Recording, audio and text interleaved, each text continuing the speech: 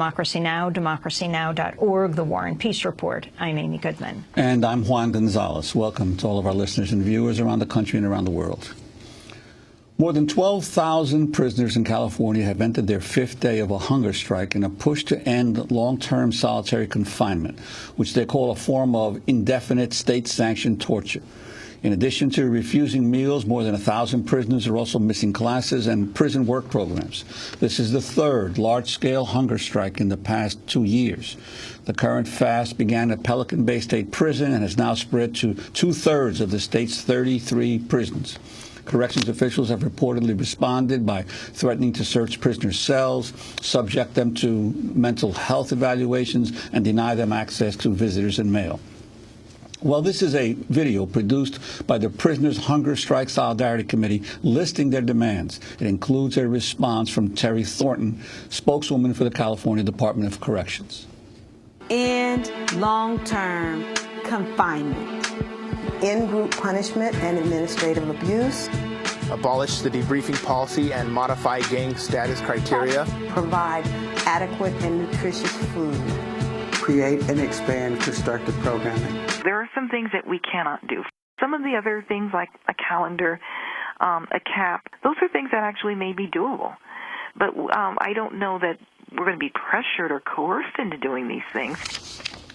The hunger strike comes as California has asked the Supreme Court to release it from an order to reduce its prison population by about 10,000 prisoners this year due to inhumane conditions. According to court documents, at least one California prisoner needlessly dies every 6 or 7 days due to constitutional deficiencies. California has had a prisoner suicide rate that at times has been 80% higher than the national average.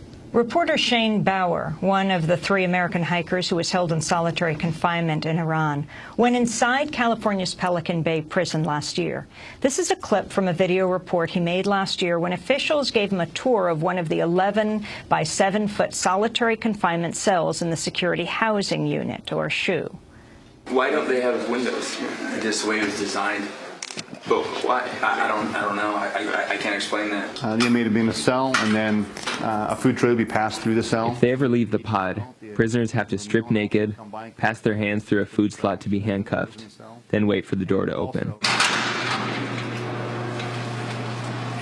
Inmates come out to, get some exercise. There's more room to run out here. Prisoners only get an hour in this concrete dog run every day. That report was by our guest, journalist Shane Bauer, who joins us now from San Francisco. He spent 26 months in Tehran's Evin prison, 4 of them in solitary.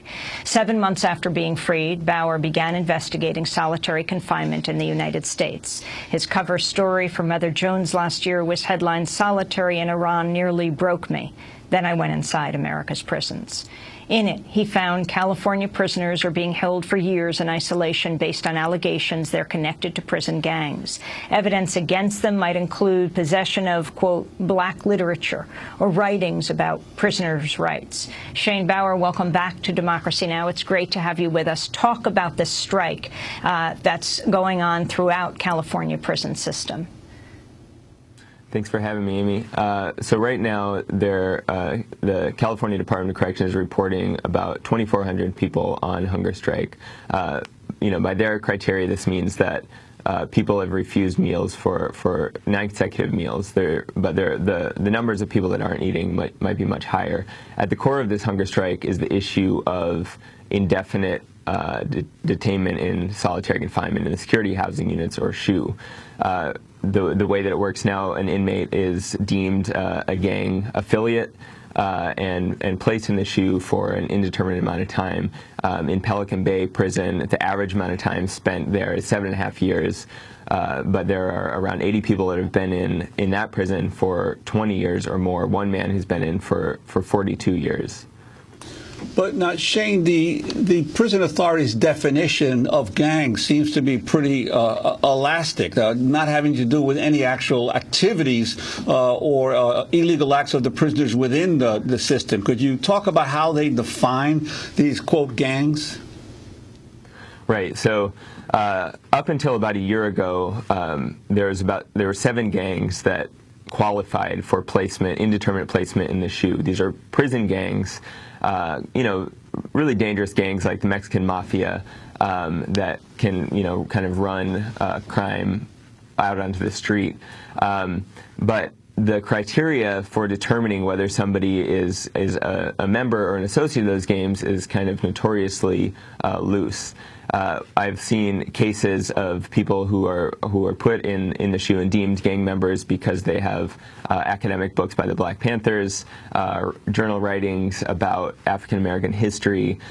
Even the materials for gang investigators teach that the use of the words tío or hermano, uncle or brother in Spanish, can indicate gang activity. So it's a very loose kind of criteria, and somebody, like you said, doesn't actually have to do anything to get put in there. They don't have to, hurt somebody to get an indefinite SHU term. Since the last hunger strike about 1.5 years ago, the Department of Corrections has kind of reformed its policy to where now an inmate who is considered an associate, not a member, but somebody who kind of associates with one of these gangs, has to actually commit a serious rules violation to get put in the SHU. But at the same time, they've kind of changed the rules for what that means. So in the past, that would mean, an inmate stabbed somebody, tried to escape, something like that. But now a serious rules violation can include the possession of these books or drawings by an inmate that show gang symbols. So it's kind of the same kind of stuff that has always been used to put people in the SHU indefinitely. Shane Bauer, in your major report for Mother Jones last year, you examined how hard it is for prisoners who are in solitary confinement due to alleged gang affiliations to appeal for their release into a less restrictive area. This is a clip from the video that accompanied your report when you spoke with officials at Pelican Bay Prison. Much of the evidence brought by gang investigators like Barneberg comes from informants. It's confidential and can't be refuted. They've got multiple different avenues to review the gang material that's being used against them and challenge it. But Barneberg says he has never seen a successful appeal in his 15 years at Pelican Bay. When journalists are let into the SHU, the only inmates allowed to talk are those who are informing on fellow prisoners. They don't like me asking why. Could we talk to a prisoner who's not going through the hearing process? When we go up to the main line, But within the SHU? no. We just always use these guys right here. Yeah. But why? We just don't. Good to go? So my guides take me out of the SHU to meet Paul Bocanegra. He was in solitary for 12 years. It is punishment. It's meant to break a person. He got out by informing on other prisoners, a process called debriefing, which among prisoners can mean death. You're going to be targeted for assault, possibly murder, so that's always in the back of your head. That report from Shane Bauer with Mother Jones. Shane with us in the studio in San Francisco, award-winning investigative journalist who himself was imprisoned and in solitary confinement in Iran in 2009. Shane, talk about the demands right now of the prisoners who are on hunger strike. One of the core demands relates to what the video clip that you were just showing. It's an end to this debriefing process. So the way it's set up now is one of the two ways to get out is to inform on other prisoners or snitch, and that involves kind of giving a roster of names of people who are involved in the gang that the person is alleged to be affiliated with. This is an extremely dangerous situation. When somebody does this, they're kind of marked for death by actual gang members. But a lot of prisoners face this dilemma where they either have to kind of stay in solitary confinement for years at a time, 4 years is the minimum amount of time before their case can be reviewed, or to kind of give up names. So it creates this kind of revolving door scenario where people are giving up names to get out and other people are being brought in. And in a case where somebody is not an actual gang affiliate and they want to get out, there's a lot of pressure to kind of give up something, to get out of this extremely difficult situation. Also, right now, with this hunger strike, as opposed to the 1.5 years ago, while the solitary confinement is at the core of it, it's kind of about a lot of other issues. It's become a much more kind of widespread hunger strike. each prison kind of has its own demands. There are demands you see for rise in wages from 13 cents an hour to $1 an hour, demand for the return of educational classes, and really the kind of demands for the return of a lot of the services that have been cut in California prisons over the past 30 years. And Shane, given this remarkable level of resistance now over several years by the inmates, how have they been able to organize statewide and be able to maintain their networks, or I guess their collectives within the prisons, even to the point now of producing a video explaining some of their demands?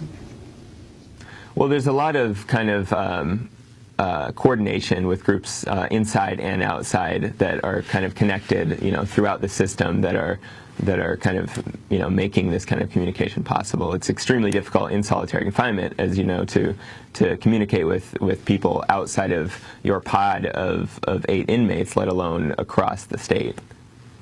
I wanted to play a comment from Sarah Shord, who, with you, were arrested in 2009, and Josh Fatal on the border of Iran and Kurdistan, Iraq. You are both married now. You and Sarah got married. You were released after spending months in solitary confinement. Last year, Sarah Shord spoke at Amnesty International conference and described the prison conditions she underwent. During my 13.5 months as a political hostage in Iran, I was held in solitary confinement at Evin prison in Tehran. After just 2 months, my mind began to slip. I would spend large portions of my day crouched down on my hands and knees by a small slot in my cell door, listening for any sounds that might distract me from the terror of my isolation.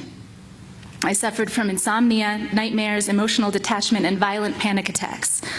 More than once, I completely lost control and began screaming and beating at the walls until my knuckles bled. Perhaps the most unbearable mental torture was not knowing when I would see my family again. Sometimes worrying about my mother would keep me from sleeping for days at a time. And it was 8 months before they even let me call her and tell her that I was alive. Even then, that phone call lasted about 5 minutes. That was Sarah Shord describing Iran, her imprisonment there. Shane, as you go from your imprisonment in Iran to Pelican Bay, to the prison system in California, talk about what you find, the similarities, the differences, and the significance of this strike today. Well, I mean, the conditions in Iranian prison are awful. We were in a political prison, a ward of, people, pro-democracy activists, things like that. People are physically tortured there. But what really shocked me about Pelican Bay compared to my experience in Iran is the length of time that people spend there. Sarah spent 13.5 months in solitary confinement, which is an extremely long amount of time. In Pelican Bay, that's nothing. I mean, like I said, 7.5 years is the average time. But also the actual cells, the cells are smaller, and there's no windows in the cells, so inmates never see the outside. When they go to exercise, they go to kind of a larger cell with a plexiglass roof. But I spoke to inmates there that hadn't seen a tree in 12 years. And there's no comparison to that kind of situation in Iran. And could you relate that to this astonishingly high suicide rate that has now become endemic in the California prison system? Yeah, in California, around 40% of suicides are happening in isolation units. So this is the vast majority of it, when you take into account the population, which is around 11 or 12,000 people in isolation in California. The rate of suicide is far higher. There's been psychologists have kind of named a specific syndrome that comes with long-term isolation. They call it the shoe syndrome, which includes kind of violent outbursts, suicidal thoughts, hallucinations. People really lose their mind in these places. A lot of inmates I've corresponded with have talked about people cutting themselves, kind of throwing feces around the cells, and just kind of hearing constant screams. It's a kind of situation that human beings are not intended to endure. We need social contact. We need to interact with other human beings to have our own kind of identity and maintain our sanity. Well, Shane, we want to thank you very much for being with us. Shane Bauer, award-winning investigative journalist. He himself was imprisoned in solitary confinement in Iran, now back talking about the massive strike that is taking place throughout the prison system in California, and we will continue to follow this strike. You can also go to our website to see a discussion about another hunger strike, and that's Guantanamo. Visit democracynow.org to hear an interview with former Guantanamo prosecutor Colonel Morris Davis about the ongoing hunger strike at Guantanamo. This is Democracy Now!